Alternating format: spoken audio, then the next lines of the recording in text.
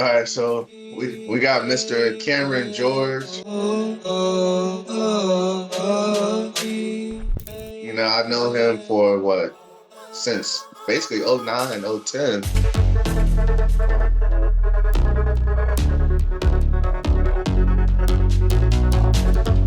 I might get shot in that situation in New York.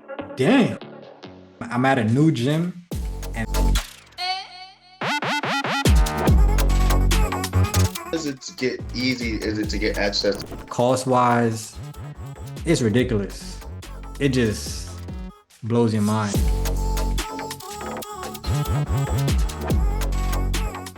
All right, so we got Mr. Cameron George. I know him for what since basically '09, '10. We definitely have different journeys and we came different paths of life, but we stayed in touch and we stayed on our journeys and we basically have a story now. And so I definitely wanted to get on the camera. I wanted to, just highlight you and your story and, just chat it up a little bit and just see what we could talk about. Maybe somebody get some advice from this and, we could help someone else, each one teach one. So can you introduce like yourself, who you are and everything and like what you do and where you're living right now? All right, well, I think I'm a man of different trades, so it's hard to really say one thing, but I am Cameron George. I'm a trader of the stock market right now. I'm also an author of a fitness book, and I'm actually writing another book about the mind. And I'm also a fitness trainer. I was an athlete, kind of still am an athlete. I consider myself a mental athlete right now. Um, and let me see, what else am I missing? Mhm. Of course, entrepreneur. I have a Discord community where I lead and I develop traders to be able to make an income from trading the stock market. And I can't really say I'm a family man. I don't really have any kids or anything, but I am a son, right? I got family. And yeah, I feel like that's, the headline right there. And I guess we'll dive into everything else. And you're from New York and you live in Bali right now, right? I'm from New York, but I don't live in Bali. I've been in Bali for a good month now, Mhm. right? Just traveling, Yeah, just that's traveling. crazy. And so like what's your like experience like living in Bali? Like, what made you want to choose to live in Bali? And like what's been your experience so far living there? All right, so now we're gonna get into the Bali conversation, right? We diving straight into it. So I got a lot to say, right? Bali is amazing, just to say that off the top. Totally different world. Absolutely mind-boggling. The energy, the food, the people, the finances, the peace, everything is checked off. I've been here for a month. Honestly, I plan to only be here for 3 weeks, right? Mhm. Only for 3 weeks. And I had to extend my visa because Mhm. 1 month ain't even enough. I need another month, right? And there's so much to explore around Bali. Really, I've been like to this is my third city that I'm in. So I spent 2 weeks in Canggu, 2 weeks in Ubud, and those are like the two most popular cities, right? Mhm. Kind of busy, a lot of restaurants, a lot of things to do. And I'm in Ahmed, which is like the opposite, way more peaceful. They're known for the beach. Been out here on the beach, and I feel like I got the whole beach to myself, which is crazy. But if you go to the beach in Canggu or Ubud, there's a lot of people on the beach. So it's really about knowing where you're going and what to expect, and based on your personality. So, Bali's really known for the spirituality, the health, the wellness, um, what else? And the positive energy, honestly. Like just coming here for the first time, the first day, you just notice everybody just happy. And you're just like, why y'all so happy? You know? I was talking to my client the other day, and I was just like, I've been here for a month and I haven't heard not one argument. Like Hmm. nobody, like that's crazy. It's coming from New York, arguments is normal. Somebody yelling at somebody, or you got an issue, or you honking your horn, or whatever the case is. But I've been here for a month and I have not heard not one argument. Even if you're in the street and somebody like cuts you off, or they're like a situation, like they will literally pull down the window and just talk to you. And like, all right, go that way, and that'll be it, you know? And I was just That's like, like I experienced that. And I'm like, yo, that confirmed how different y'all are. Because in New York, it wouldn't have gone down like that. But somebody might get shot in that situation in New York. I mean, I don't know if it's that serious, but I mean, it happens. But Yeah. you know, it was funny because when I said it, I think I jinxed myself when I said that no one argued in a month, because that same day later on, I was walking down the street, and it's this guy who it's pretty much like an Uber. They don't have Uber out here. They call it Grab or Gojek. And he was doing a scooter, and I guess some other guy was on a scooter, and he was like, F you, mad loud. And I was like, damn, that's the first time I even heard some sort of negativity out here. But literally the same day I was telling my friend about it. Mhm. So yeah, in a nutshell, um, the happiness of the people is just different. You just notice the energy from the people by itself. And then the energy in the environment, I guess, is contagious. I can't really explain it, but you feel good. It's a Bali has like a healing energy as well. We get into the food. The food is another story. The finances, everything is dirt cheap, but you're getting super quality. The aesthetics of everywhere.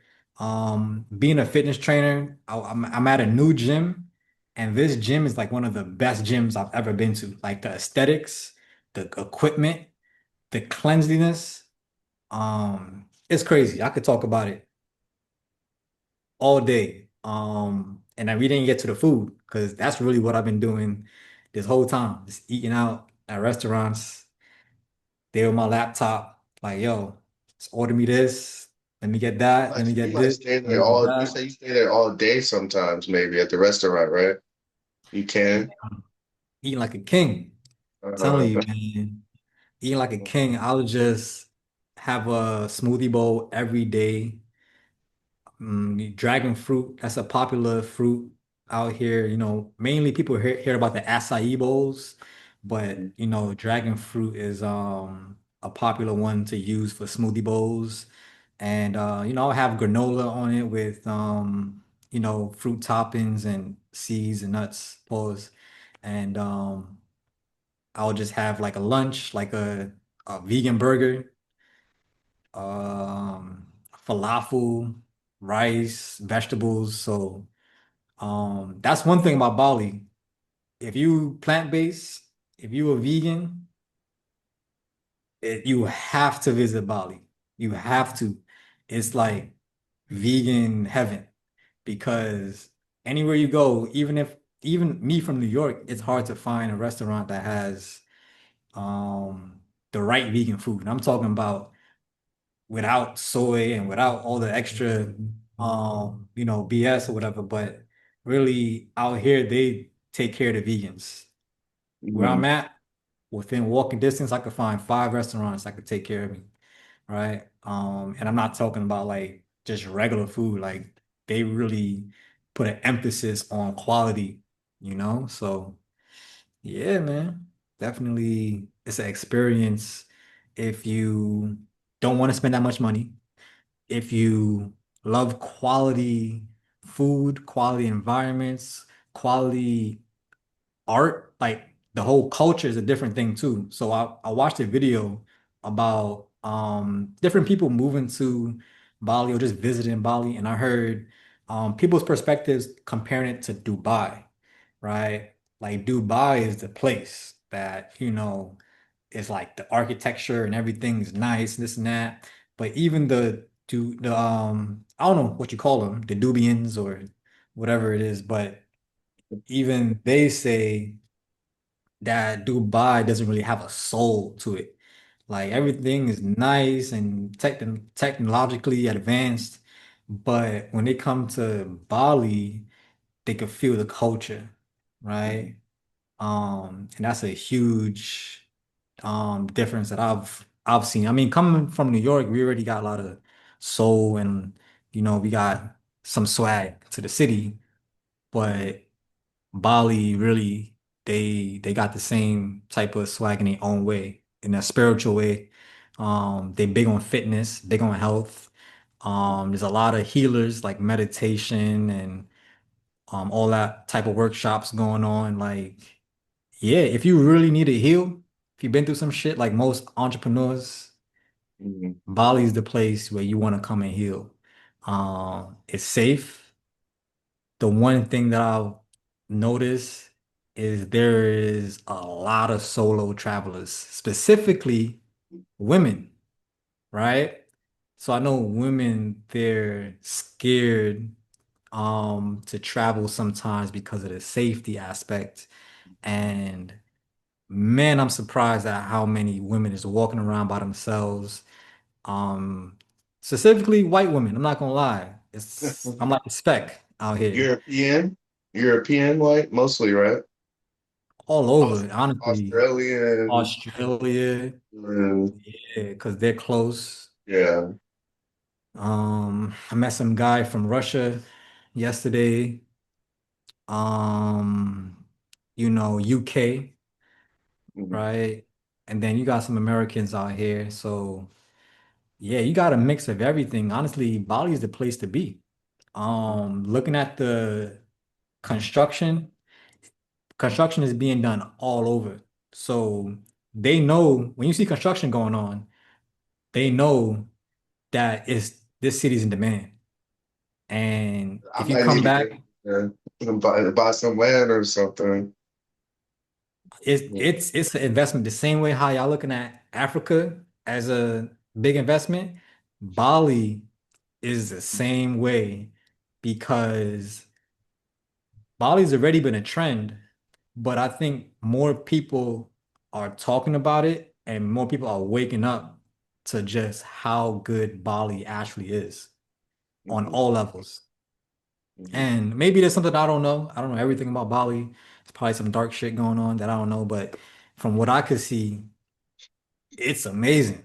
Like I I mean, I'm trying to think before about it. I mean, you got the geckos taking a shit inside your Airbnb. Like every time I come go into the bathroom, I'm looking for the gecko shit. It's like I got this one gecko and he comes to take a shit right in front of my sink. And I feel like he does it on purpose. Um, it's easy to clean up, right? It's kind of dry. It ain't like wet or anything like that. But the geckos, it's a real thing. They all over. If you're in a restaurant, you're gonna see some geckos on the wall. You're gonna see some ants or whatever. But you get used to it because you're in nature. Like you literally in the jungle, mhm, right? But it's like they created an amazing civilization in the jungle for you to function with Wi-Fi and you could run your business safely. So when you want to heal, you want to come back to your nature. And what's more healing than actually being in nature, right? But the thing is, I've never been to Africa, but I'm just assuming, it's an issue with Wi-Fi, sometimes, just technologically advanced things that we might be used to in America. We might not have that same luxury, but in Bali, they really took care of that, right? And not every single place is on point, but from what I've experienced so far, I've been good, right? People, maybe 5 years ago, they probably had some issues, but things is ramped up and everything I need, good money, you know? So we talked about the food. We talked about you moving there. Like, what's your day-to-day life? Like, give us a example of like your day-to-day life. All right, so it's a little weird because Bali is 12 hours ahead of New York time, right? So the stock market opens up at 9:30 a.m. EST, which is 9:30 at night in Bali, right? So pretty much working on, opposites. And by the time the market closes, it's 4 o'clock in the morning here in Bali.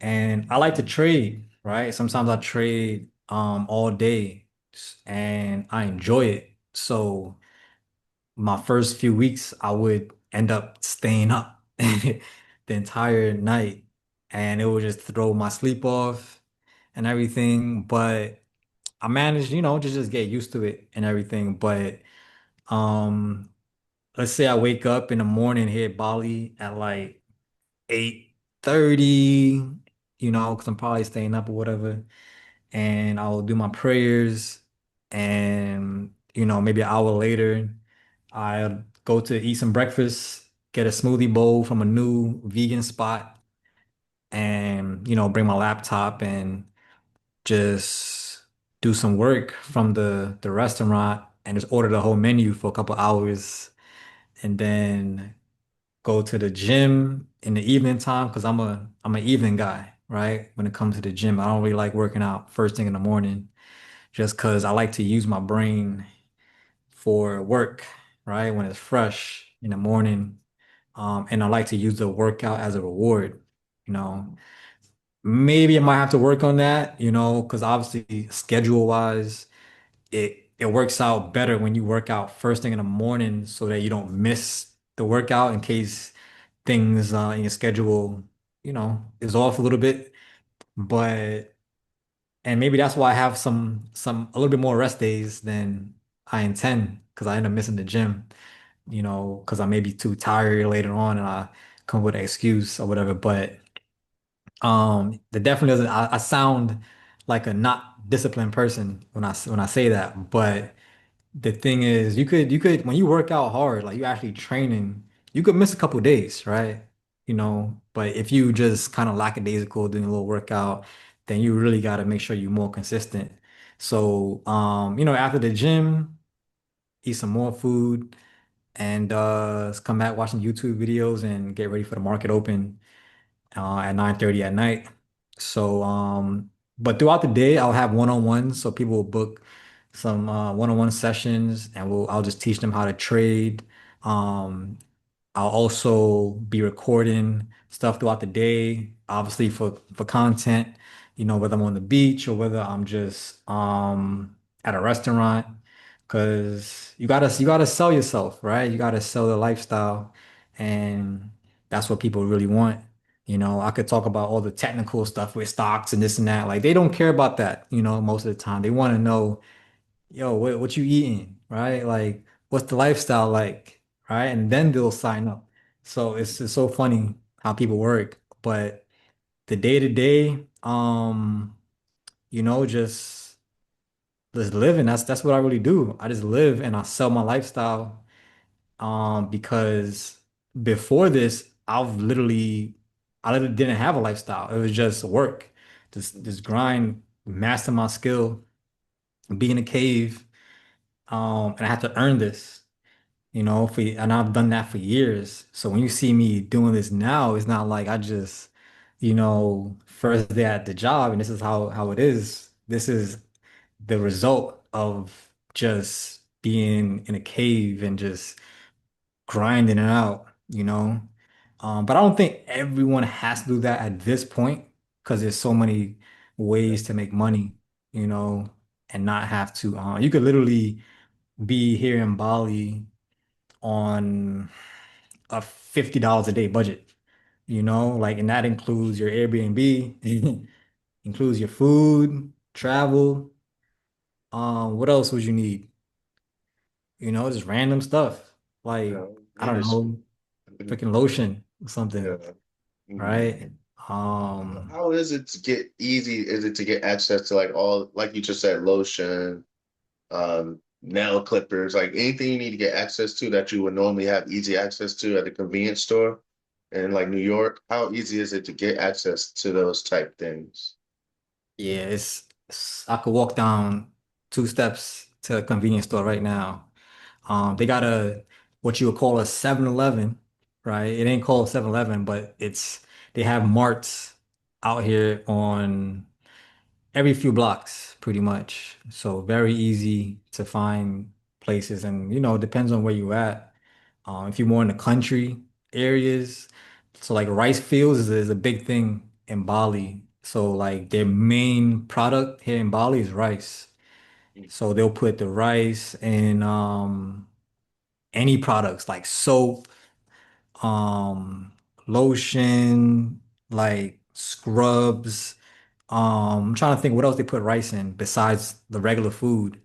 But since that's the main product here in Bali, they just utilize it as much as they can. Coconuts, all that stuff. But yeah, convenience, everything I need is not an issue. They really, what it is that I'm so amazed about is things, or when I say things, I mean restaurants, spas, um, shopping, like art, everything is quality, like top level quality. And I'm not talking like, people who think quality, they mix it up with like luxury, like they think, with brand names like Louis Vuitton, this and that. Like I'm talking like just, I don't know, like the thought that you put into things and like the artistic aspect of things.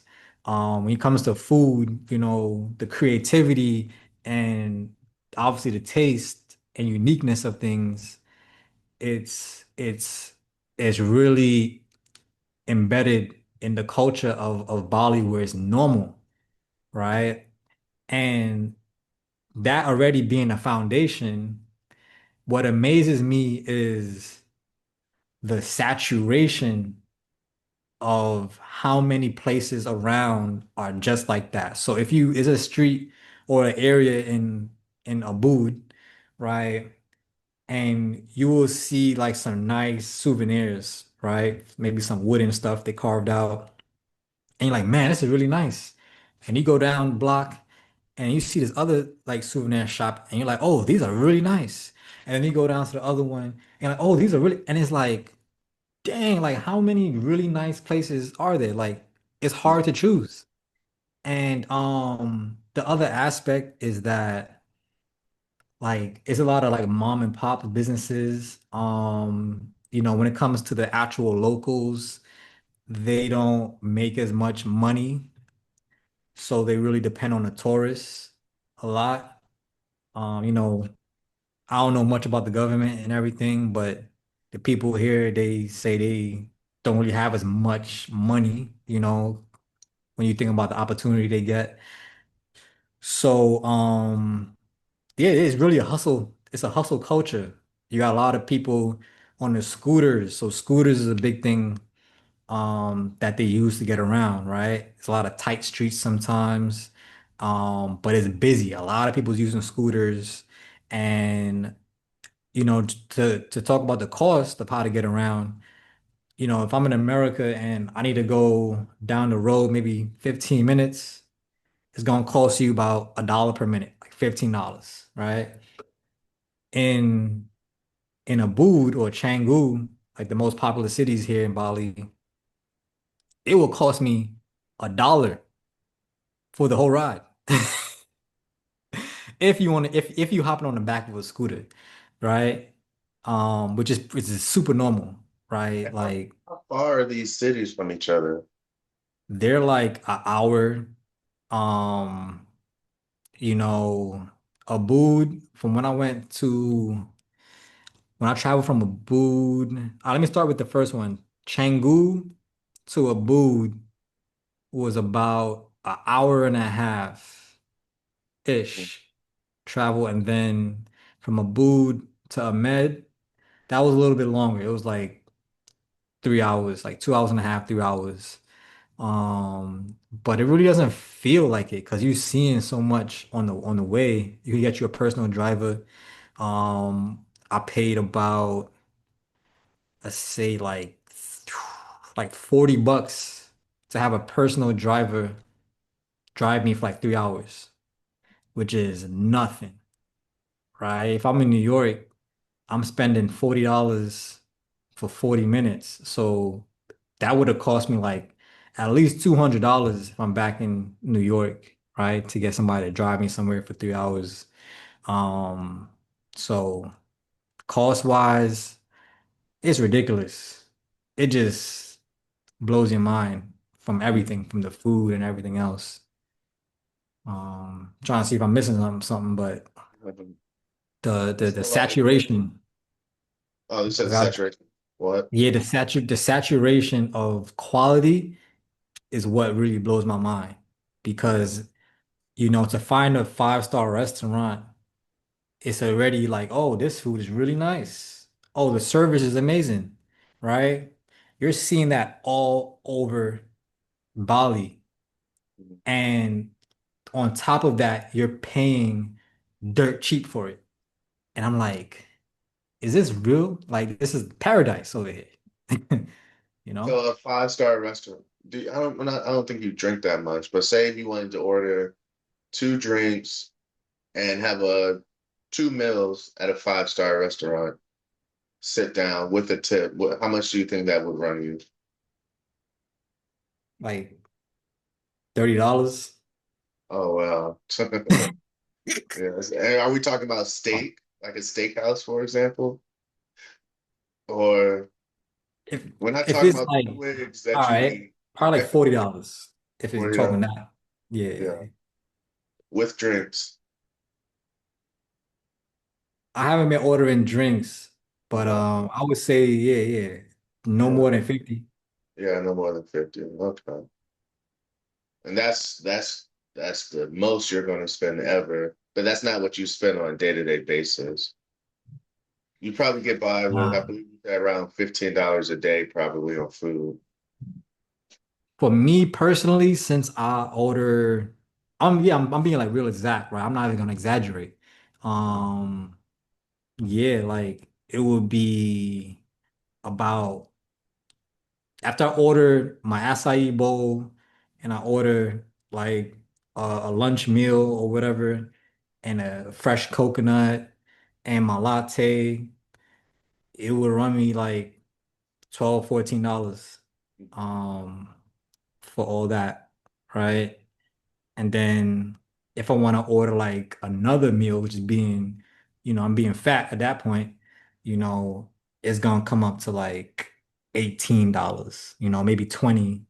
The most I'll probably spend on a full day of food, no more than $30. And that's covering me for the entire day. And I'm full. I'm going home and I'm like, I ate the whole menu and I had everything I want, dessert, breakfast, lunch, and dinner, five-star food, $30. Great service. Okay. Which when I was back in New York and I was ordering Uber Eats, right? When I was grinding it out on my laptop and I, could even to go to the restaurant and find one, you gotta travel a good distance, but it will cost me literally $30 for one meal to be delivered to me, Mhm. right?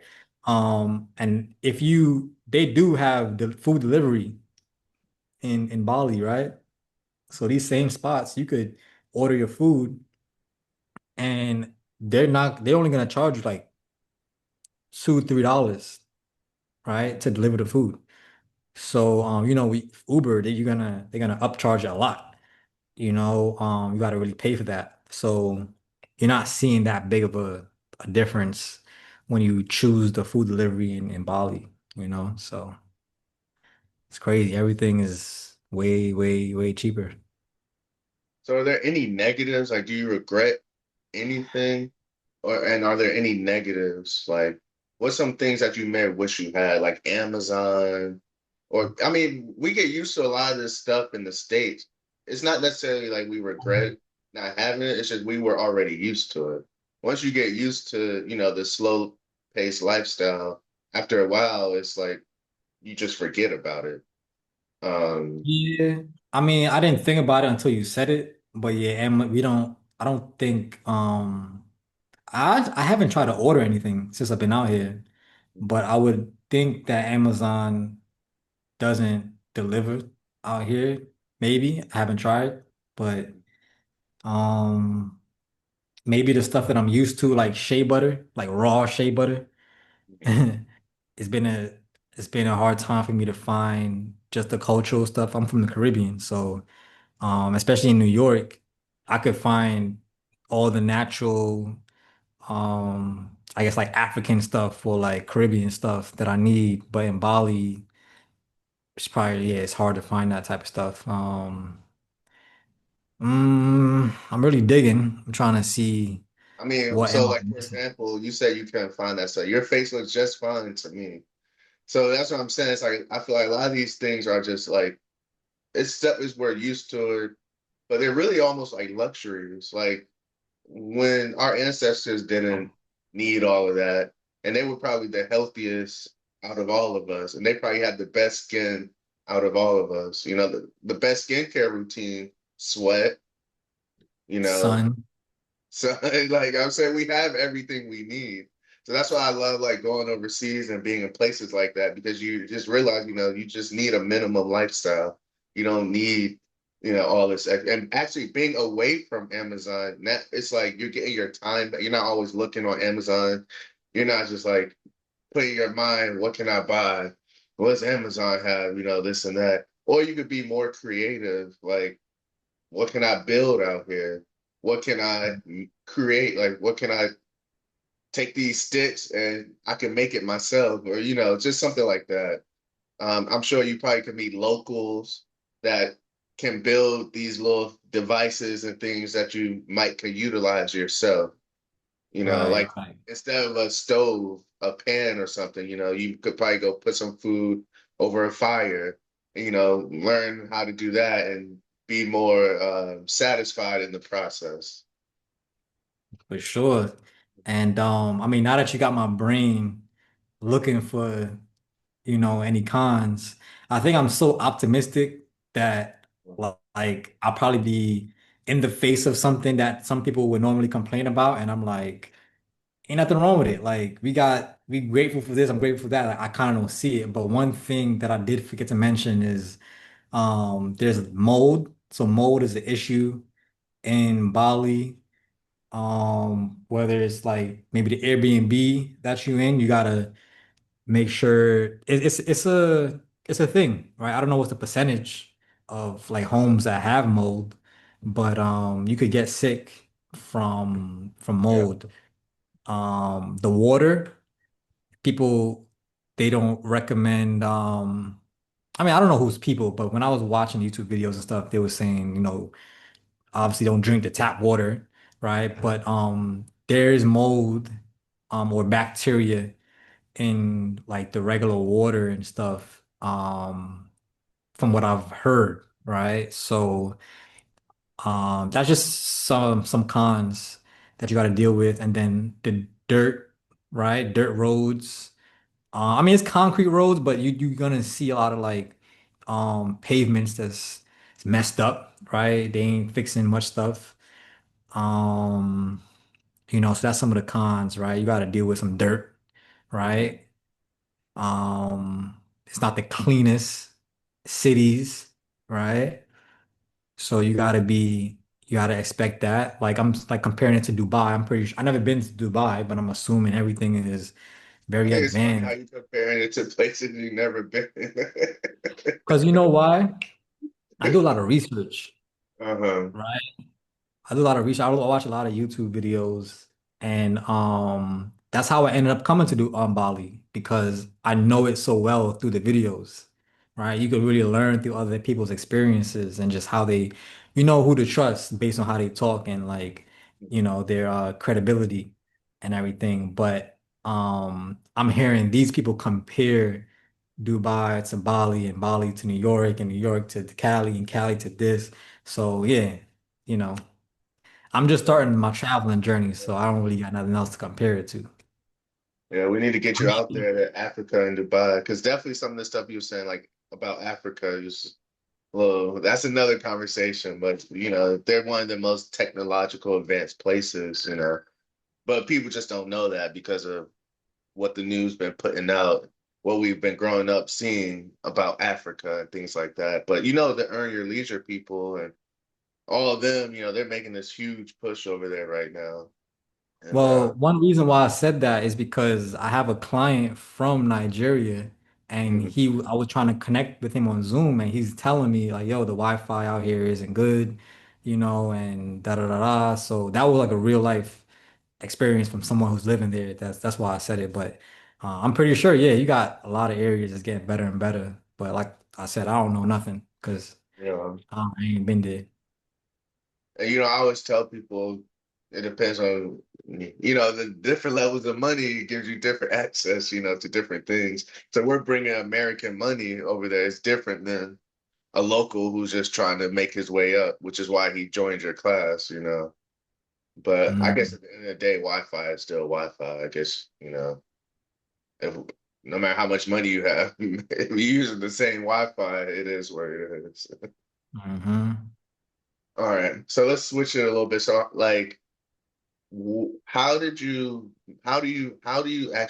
you make money in order to live this type lifestyle, in order to be able to be somewhere like Bali for an extended period of time?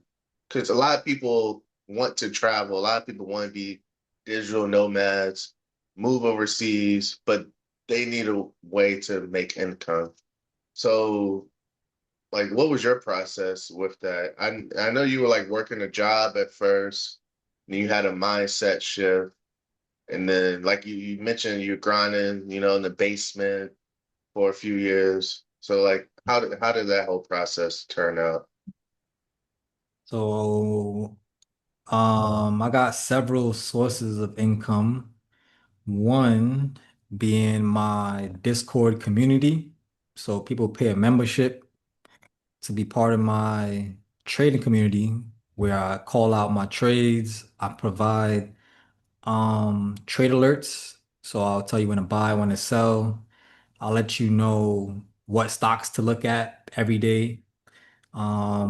So know that, hey, this stock is moving, so you should pay attention to it, which is a skill. There's like 10,000 stocks. So to know and to pick which ones to pay attention to, it saves you time and it obviously can make you money and at the same time.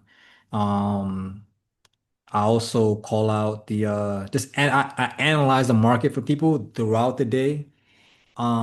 So a lot of people think they know what they're doing and they end up losing their money. So by me just being there to be their mentor, really, and just using my expertise, right? Like you said, all the time I've been grinding.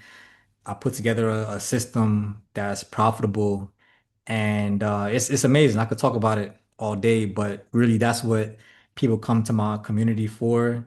They want to know what I know so that they could make money. They want to build a skill so they could do the same thing. And you got beginners, you got advanced people in there. And I share my strategy and everything, but they pay me every month. And obviously the community is building up. So that's where I get my consistent income from, where I don't have to worry, right? Because when you're starting out, with your business, you might not have that stability, right? But I've been building this for a few years and I have the stability now.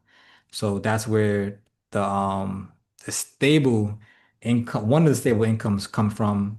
Of course, you got trading itself, right? So trading, you make money from that. I just don't really lead with that because people's first perception is like, well, you could lose the money, right? Which obviously, yeah, you could lose money at any time, but that's where the skills come into play where you want to build yourself up to be consistent with trading enough so that you have consistent income.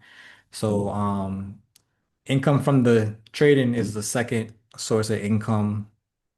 I have trading education, which people will sign up for one-on-ones.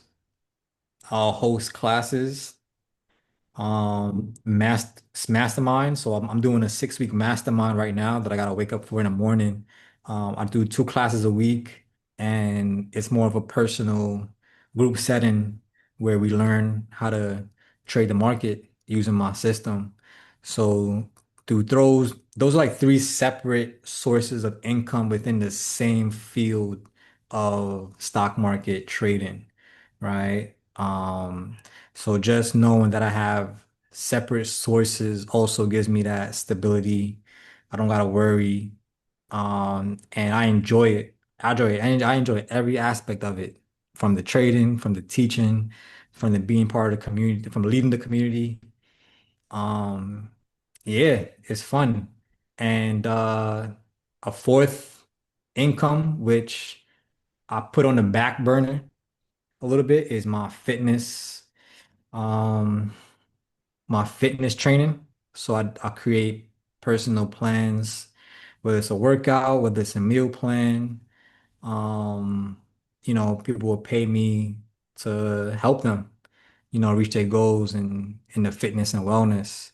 So that's something that I could just turn on. I could switch the button and create more income from that. But um I put so much of my focus into building the trading because that's where honestly most of the money comes from. When you compare it to fitness, you can make money both in either field, but I could make more with the trading aspect, right? So now that I built myself up to have the trading on cruise control, then now I'm actually shifting back to fitness and wellness and just building that up. And it's funny because I'm not like shifting because of like for income or hey, I can make more money from this or doing it for that. Like everything that I'm doing is purposeful, right? Like it's purpose based first and the income just comes in from it. Uh, for example, a book, right? I'm writing another book and this is gonna be like my life's work right here. This book is about the mind and the battles that you're going through, and it gives you a framework to really understand like who's actually fighting. Because we talk about the battles, but you don't really know who's battling who. Um, and I learned a lot about that through trading, through the fitness, through being an athlete. And, you know, I'm talking about the book, right? Because it's part of my purpose and my life experiences, but that's another source of income, right? And when you create one book, you could have several sources of income from that one book, right? You could have the physical copies, the audio book. You could do speeches. You could create some sort of course or like mini class or whatever around it. And I'm pretty sure there's other ways, like this dude that I watch, Ash Cash. He has a good mastermind and a couple of videos about how you can make like 10 sources of income from this one book. And yeah, so these are just things where I got lined up. It's Mhm. just I haven't been bored in like 8 years, bro. There's always something to do.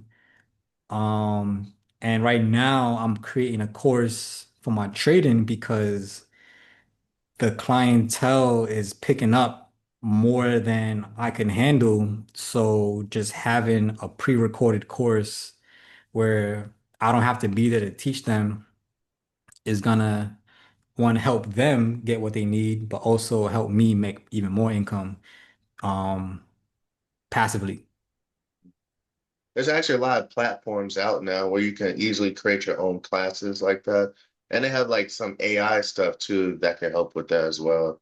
Like for example, if you're constantly doing these same things on the screen. I don't know how it could work with trading, but say you're doing the same thing constantly. It'll like record your movements and then make it into like a whole guide and things like that. Um, Mhm. yeah, but basically what I'm really hearing, because I'm feel the same way with real estate, making money is cool, but you really found your purpose. And when you find your purpose, it's like it's almost like you're not working. You're just doing like it's just in you. Like people tell me, "Oh, you work so hard, you work so hard." To me, it's like I'm not even working. Yeah, I'm doing stuff, but this is just like my life. Like when I see a house, it's just like it's an automatic thing. So like what would Mhm. you recommend to like someone finding their like purposeful things to do where they can also make money, but like live in purpose and be in purpose? Like how would you recommend someone find that? Because if they find that, like you said, the money will come and they're not going to get burned out because it's like inside of them. It's who they are. Right. Right. I'll say the first thing is what you're interested in the most, right? And we're probably interested in maybe like two or three things when you start thinking about it, right? But not everything that you're interested in pays. So that's why I say maybe just write down what are the top three things you're interested in. I'm gonna use my brother for example real quick. Like he's into DJing, right? Um, so like DJing, you could make money obviously from physically, hosting parties or DJing for somebody, but you could also teach DJing, right? There's people who don't who actually want to learn it, right? So you always have those two options to actually make money from doing what you're interested in. And then the second option is teaching what you're interested in, right? Um for me, I'm just fascinated about the stock market. Um, so that's something I turned into a money maker. It's already a money maker, well, if you get things right. But the second thing is books. I like reading books. I like writing. And I didn't know I was a writer, right? Off the top, but I just realized like every time I have a thought, like common sense in my head is that I'm gonna forget this amazing idea that I have, Mhm. right? So I have to write it down. And I only know that because I had ideas and I forgot it. I'm like, man, what was that thing you was saying the other or earlier today? And I'm like, damn, I should have wrote it down. So I just got into the habit of just writing everything down. So I'm like a professional note taker, where I was using my app in my phone for notes, which is the Notes app. And then I realized it was just too unorganized when I had to go back and find stuff. And then you put me on to Trello, Wow, right? that was a long time. You, that was a long time ago. Uh, And when I tell you Trello saved my life, bro, I'm literally writing my whole book on Trello, like chapter by chapter. Like the organization that it provides is insane. All of my trading strategies, I got it in Trello. My workouts, my clients in Trello. You could think about like a file cabinet, and you pull out a drawer, and then you got all these other little files inside of that, like folders, where you could easily go back to it. You could search and then find it. So you could attach PDFs, you could attach pictures, all types of stuff. And that's just the beginning. But even lifestyle stuff, right? Cooking, recipes, right? I could create, I'm into nutrition. I'm into like food. So people ask me, hey, what meals do you eat? Or like, what do I eat for this? I could well, I already did create an ebook on just meal plans. You could sell that $7, right? Low ticket. If people need it, you just have to package it in a way that they could get it off of you. And that's where pricing comes in, marketing comes in, and then you enter the world of business. And that's a rabbit hole, you know, to make more money. So you can literally make money off of anything, any idea. And how do you spell Trello? Just in case anybody was, I forgot. I don't use it anymore. I'm definitely gonna look back into it. How do you spell it? Do you know? So Yeah, anybody, you know, Trello. So you okay. could download it on your phone, and you could go to the website if you're on your computer, and whenever you type in a note, it automatically syncs up with the app in your phone and the computer. So it's instant. And that's why I love it because your notes aren't all over the place, just similar to like iCloud. Um, it's very similar. So it's funny because someone literally just bought a subscription for my community. And when I see that, it makes me happy because I'm like, well, it gives me a little bit more stability. I'm already stable, but it's like, okay, what if someone cancels the membership, right? Mhm. For some sort of reason. It's like the more people you build, the bigger your community gets. It's just allowing you to live your lifestyle with whatever, like however you want to live it. Like if someone give you $1 million versus giving your friend $1 million, you two will likely spend it two totally different ways, right? That favors what you're interested in. Somebody, they're most interested in a car.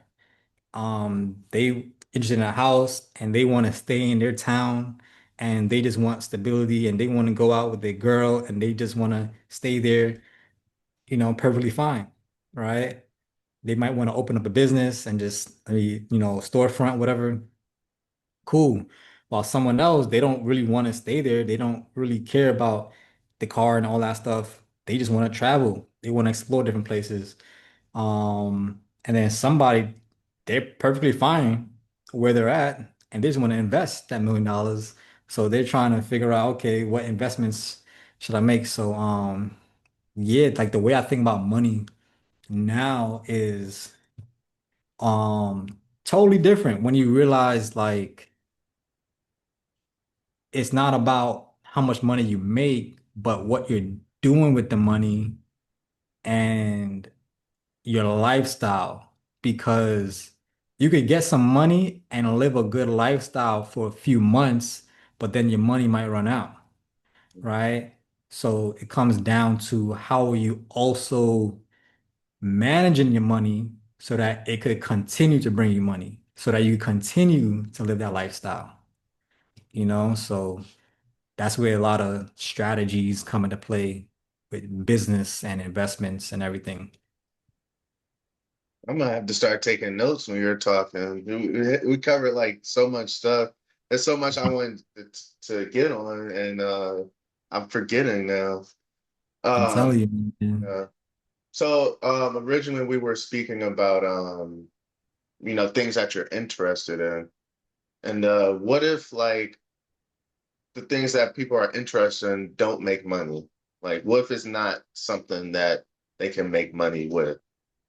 Uh like Well, first thing I would say is do some research into that specific thing because you might not have the idea about how it can make you some money. But if you do some research, somebody's making some money off of that, right? Even if it's art. Right? People mhm. are like, well, I don't know how to sell art, whatever. No, I'm not getting any customers, right? But somebody, their life was doing art and selling the art. Um, I know I freaking, see some stuff on Instagram, these nice anime stuff that these people are doing. I clicked the link like 4 times in the past, I mean this year. Like, man, I want to buy this. Man, I want to buy this. Put it there, nice little anime, Naruto or something. Yeah. I'm telling you. And then like the, I guess like, I don't know what to call it. It's not a trend, but I just think like the dimension that we're in now as a collective society is we appreciate authenticity. Yeah, it's crazy because like what you can do is if you work a job, you may not want to be there, but there's a lot of stuff that you can take away. policies and procedures, how they manage people, how they do their HR. It's good to work a job and pay attention. And then, so when it is time for you to start a business, you just translate everything you learned there into your own business. Even if you was working inside of a McDonald's, even something that you look down upon like that, there's a lot you can learn from anything. And, that's one way to become an entrepreneur and be in a position like you. You have to take everything as opportunity. What can I get from this? What can I learn from this? Not like, why is this happening to me? I don't want to be here. While I'm here, let me make the best out of it. You know, I'm at McDonald's, we flipping burgers, but now I'm learning the system. Everything is a system. If you could work the system, that's all you need, to be successful. You want to, even I'm thinking about being a franchise owner. My boy, he just opened Jersey Mike's. He told me they're netting, 20K a month after they're paying their expenses. And one of the first things he told me, he said, you need to basically work in it so you can learn how the system goes. And, that's something that's important. But the problem is, like, we think that we're better. We're too good to be an Uber driver. We're too good to, even though we don't have money, even though we're not where we want to be in life, we're making decisions like we're millionaires. Yeah, I'm gonna be a truck driver, but I'm not going to this region of the country. I don't like the hills there. I'm not going over here. It rained too much. Like, but you're not where you want to be. So you need to be doing, what you need to do, not Mhm. what you want to do.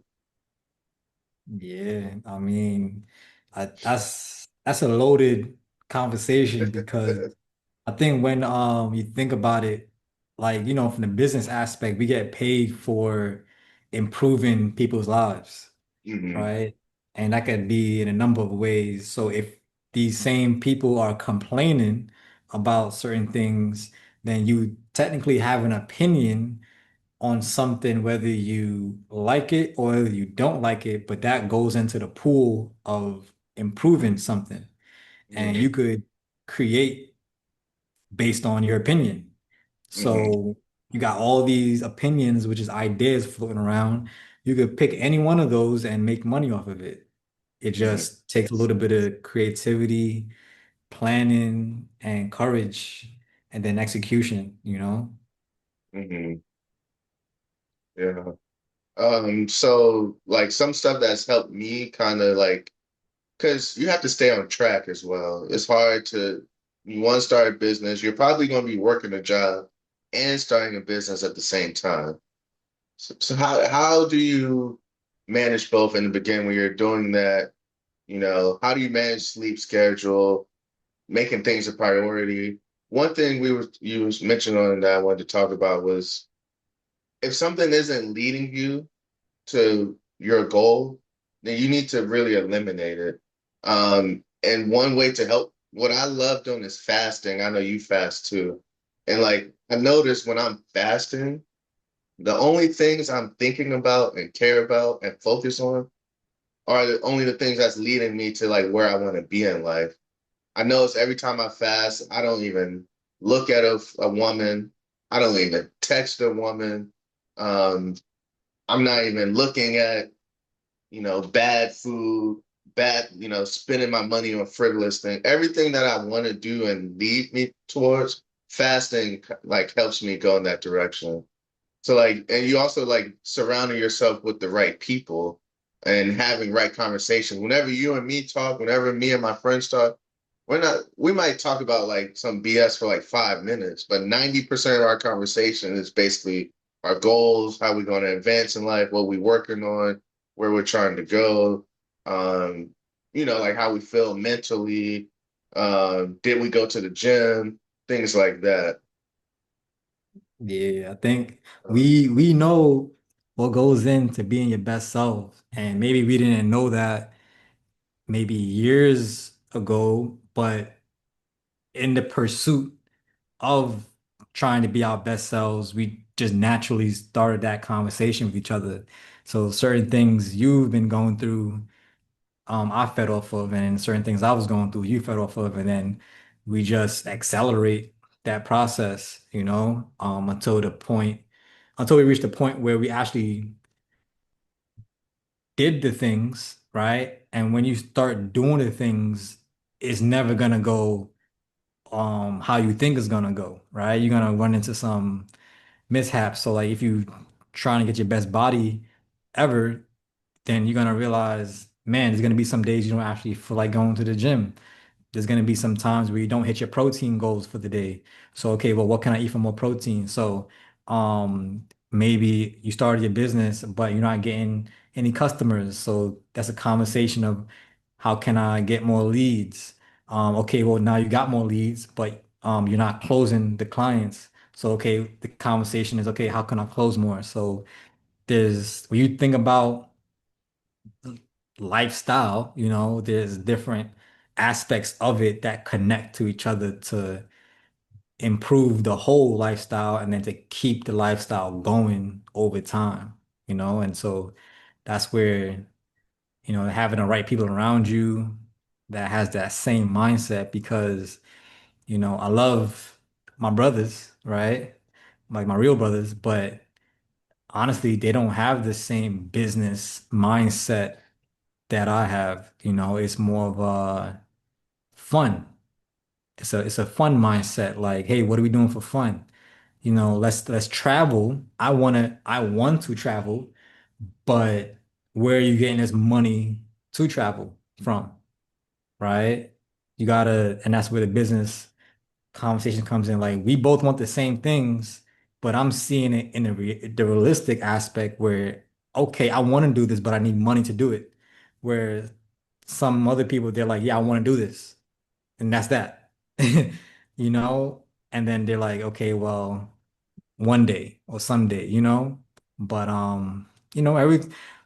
when you really kind of think about it, a lot of things come down to money, right? Um, and me, I'm very spiritual, so it really comes down to God, right? But in the pursuit of money, you're gonna you're gonna need God for everything, obviously, but Um, yeah, I think when you pick one target, one goal that's bigger than where you're at, then that's when I think life, the growth starts, right? You start running into a lot of things, and there's so much to talk about when you get into the conversation of growing, right? So, yeah, man. It's also like it's not. Sometimes you have to look at yourself because it's not. You're not purposely saying, "Let me go make new friends. Let me, I don't need these friends anymore." It's kind of like a natural progression that automatically happens because of like who you're becoming and who you are. And so it's like if your friends are, if you look at the people you're around and this is what they're doing, you just have to look at yourself. Like maybe I'm not doing what I'm supposed to be doing. And this is why like these are still my friends. Because when the more I like kind of became like who I am, it just was a natural progression. Like my friends and conversations, the things I was happening was just natural. It wasn't forced. And like even what you said, like what you were saying in business, it's like, well, what's the next thing? Oh, did I get leads? That's all like natural progression, and you're not forcing anything. So if it feels forced, you need to definitely reevaluate. Is this what I should be doing? That's how I always felt in life. Um, I'm going with like your natural path, like your purpose, your mission. I'm not jumping from one thing to another. Let me do this to make money. Let me do this. But everything just comes naturally. Like it's crazy. Like I just got a house under contract and it came with like two pieces of land. I was telling someone about it. She was just like saying, God favors you. That's how you know you're at where you're supposed to be because like these things are just like coming without you like going out and like trying to force it and make it happen. Yes, sir. That's a So fact. yeah. So I guess the last thing is just how long do you plan on staying in Bali for? Where do you see yourself like next couple of years? And yeah, we'll talk about that to wrap it up. Well, they only allow you 30 days for your visa if you're a tourist, and you could extend it for another 30 days. So technically you only have a maximum of 2 months that you could stay in Bali if you're a tourist. Other option is getting a working visa. And then of course, living here.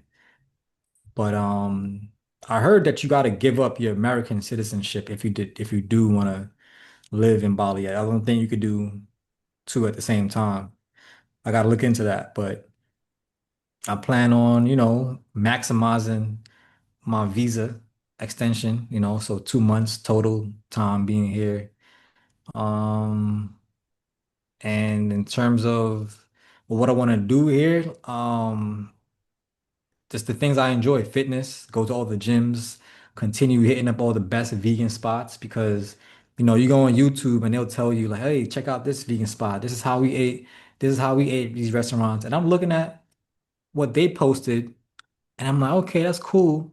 But then I'm out here doing my own research, Google Maps, looking at the reviews, and I'm actually visiting these restaurants. I'm like, I didn't see this on any of these videos, but this is fire. Like, this is the best restaurant. And then I would research another one. I'm like, oh, this is even better than the last one. And I'm like, oh, this one is even better. So honestly, I gotta upload a YouTube video on my experience and show y'all Mhm. how the real vegan restaurants are.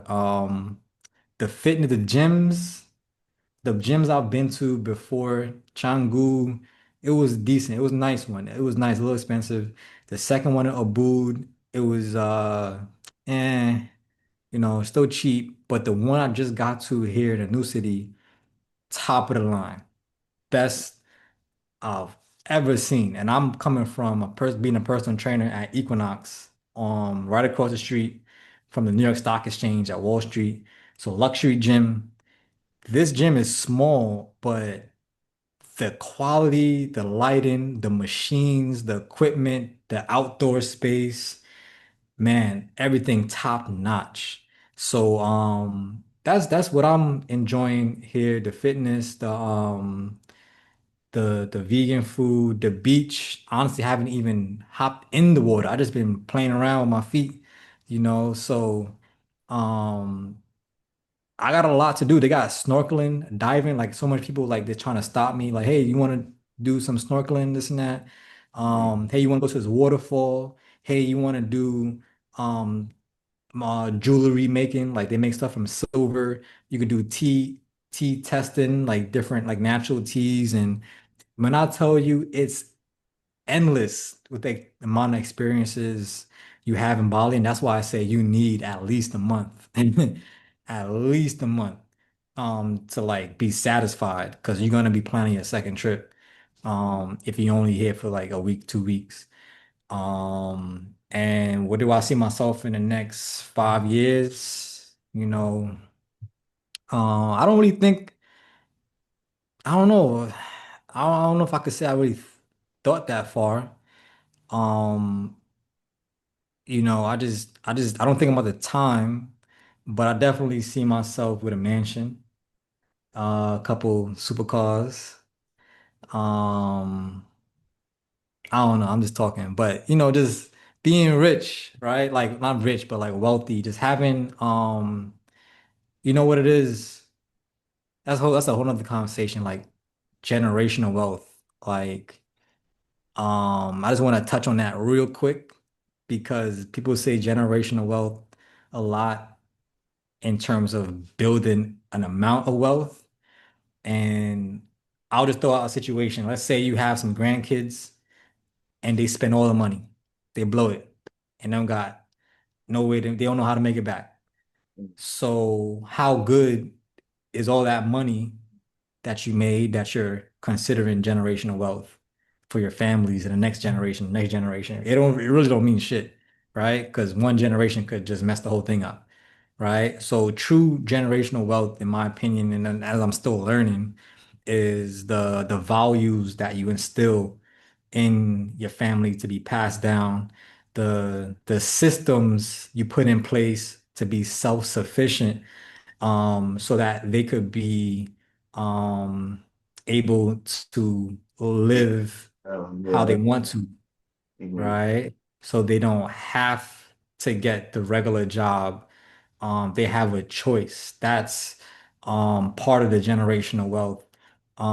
So within this next 5 years, I'm gonna be focused on setting that up because that the way I think, and just realistic, I don't know, just you know, every day's a blessing. We don't know when we're gonna leave Earth. So I really treat each day like I gotta go hard today. Within reason, take your rest days and this and that, but you really, I don't know if I'm gonna be here, 5 years, 10 years, 15 years. I'm not really, obviously, you want to plan for certain things, but um, yeah, I'm gonna be working towards generational wealth, Hmm. right? Because once you are self-sustained, then it's all about helping others. Because there's only a certain amount of food you can eat for yourself. There's only a certain amount of cars you could drive, only a certain amount of places you could travel, and then you've seen enough at some point to the point where you're like, all right, I think naturally people are gonna ask you, hey, how can I do what you're doing? And they're gonna just come to you and they want help. And if you got a heart, right, then you naturally want to help these people. And I think that becomes your next purpose. Like, how can I create a system to help people? And honestly, that's what I've been doing this whole time. That's where the community came into play with my trading. You can see the times that we're living in now. Like I left my engineering job with the government in 2018 Hmm. to take that leap of faith to create what I'm seeing now. Um, and it's flourishing, but it took 7 years for that to happen. But the whole intention behind it from day one was for me to be self-sufficient, but at the same time help other people as well. So it's just beautiful how things played out because you're really killing multiple birds with one stone, the way that things were designed. So I'm a deep thinker, so I just like sit down and I'm like, all right, what's the best route? What's the best thing? What's the most efficient way to do things? And maybe that's the engineer. You an Hmm. engineer too. So it's like, how we think, right? We just think about this efficiency. You know what needs to get done, but you only have a certain amount of time, energy, resources, and you just really gotta plan things but be realistic, but also think bigger than what you think is possible because your mind has doubts, but your imagination is a thing. Like you could imagine something bigger than what you think, right? And I believe that once you put it out there into the universe and you take your first step towards it, like in this book called The Alchemist, um, he had a bar, right? Pablo, I forgot his name, who wrote the book. I think it's something Pablo, Pablo. Search the book, The Alchemist, right? Amazing book. But one line he just said, once you take your first step, right, towards your purpose, the whole universe will conspire to help you. So even though you don't got it all figured out, it's all good. Just take a step towards it. Let the universe know you believe in it, you trust it. All the other steps will be taken care of without you even having to figure it out, right? So that was a book I read before I started this journey. And it gave me the faith and belief that things will all work out. And I thought it was going to take me 6 months, right? And it taking me more than 6 years. So um, that's just the realistic aspect of it. Yeah. Yeah. Is that almost like the law of attraction? Man, That's yeah, yep. I mean, yeah, we getting deep, man. We gonna have a whole other hour Yeah, I didn't It's think we been a was little gonna while. talk this long. All right, so lastly, where can we find you? I really think I know you're probably gonna be asleep after because different time zones. So I might as well say it now. I think this was the start of something for you. For something with content, getting your name, face out there in different aspect on the internet. I don't know if it's YouTube, TikTok, whatever, but I think this is the beginning of something. I could definitely feel it. So where can people find you? Like, All right, so my main and digital spell it out as well. home is Instagram. I have a trading account, which is trading with Cam. So trading with KAM, and it's verified. So you'll see the blue check to make sure that is the right account. And then my fitness account is Cam, KAM in flow. So that just speaks about how I do things, how I feel like I'm doing things in flow with my purpose and what God has for me. That's my main purpose, to stay in alignment. Um, and that just takes care of like my fitness, my wellness aspect. And then I have a third page, which is about books, and it's called Book Game Proper. So that's really to just put books on the map, right? Reading on the map, because that's what helped got me here. I read 100 books, or I finished 100 books in 2018, which helped me, which fueled everything behind this journey, right? So I did a couple audio books, a couple physical books, but just doing 2 books a week, Mhm. right? 52 weeks in a year, it's 100 books, right? So there's a lot for us to learn. Like, what if we could learn from somebody who did something amazing, but they passed away? Well, they most likely wrote a book and you could learn from that person, right? So, people say, hey, I need a mentor, but I can't afford one.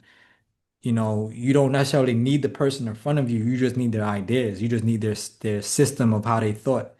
And there's a lot of books out there that is literally written for that purpose, right? These people wrote these books, they put their hard work into these books for the purpose of helping you, for mentoring you, and people are not reading them, which is crazy, right? Like, I'm an author and I don't even want to write books sometimes. I just know I need to get this information out there, because if I don't, then I feel like because I'm not helping people, it's just sitting in my head. So yeah, man, books is a real thing. It's gonna help you with your purpose. Fitness is a real thing. It's gonna help you with your purpose. And learning about ways to make money is a real thing. It's gonna help you with your purpose. So all three of those, it's like a triple threat. And that's what I'm about. And so I got a YouTube channel as well for my trading. So Trading with Cam is my YouTube channel. I am gonna start uploading on my fitness channel, which is I don't know, I might come up with another name, but it might be Cam and Flow. We'll see. But yeah, stay tapped in with the Instagram handles that I already called out. And if they want to learn more about trading, get into your Discord, learning about trading, paying for a membership, how would they do that? Yeah, just head to my Instagram, Trading with Cam. Hit the link in the bio, and you get free access to my community. So you'll just see all the stocks I'm calling out for free, just on my watch list. And if you want access to the buy and sell alerts, then you're gonna have to pay for a upgrade. And I also have a chat room where I analyze the stocks, which is what you're paying for as well. And then there's another upgrade where you get to see me trade live and I'm talking to you, which is super valuable if you're serious about trading. Um, for fitness, I create meal plans and I create workout plans. So you can reach out to me on Cam and Flow, right? So yeah, that's how you can find me. Okay, okay. All right, well, yeah, this was definitely a good conversation, and I think people are really going to learn a lot from this. I th this was really good. So yeah, Man, I enjoyed it, man. Definitely, it's a lot of gems floating around in this one. yeah. So we'll catch up with y'all next time, and thank you for listening.